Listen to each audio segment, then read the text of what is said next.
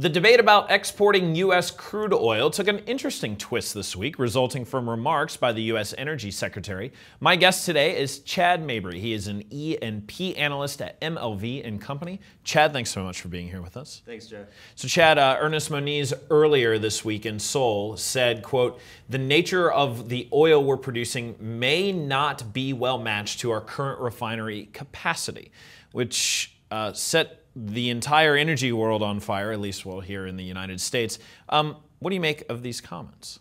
You know, it's an interesting policy shift that we're starting to see with some commentary from some of Obama's administration officials that might point to that they are opening up to the thought of exporting crude oil and kind of alleviating some of the overproduction that we have started to see here recently in the States. That being said, I don't think that, especially given that it's an election year this year, that we will see any quick action on that in 2014. Yeah, it's interesting. Maybe some harsher, more literal rhetoric has been coming from the Republican side of the aisle, at least in the Senate and some in the House.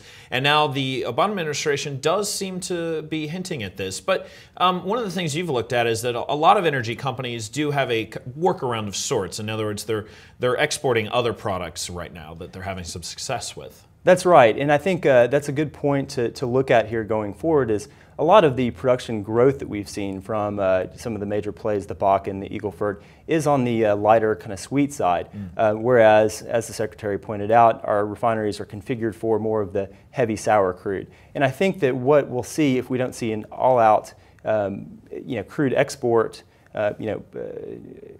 undoing that ban of the crude export ban, we will see kind of a workaround that will allow us to export some of the condensates and some of the lighter oils. Right, right. And so overall, your take is, there is a possibility we'll see this world where the United States is exporting its crude, but for now, especially in election year, maybe don't get your hopes up too much. I don't think, don't get your hopes up too high this year, but I think there will be some workarounds that will help us alleviate this overproduction that we're seeing in the U.S. right now. All right, well, Chad, thank you so much again. My pleasure, Joe. That's my guest, Chad Mabry. He is of MLV Co. For TheStreet in New York, I'm Joe Deaux.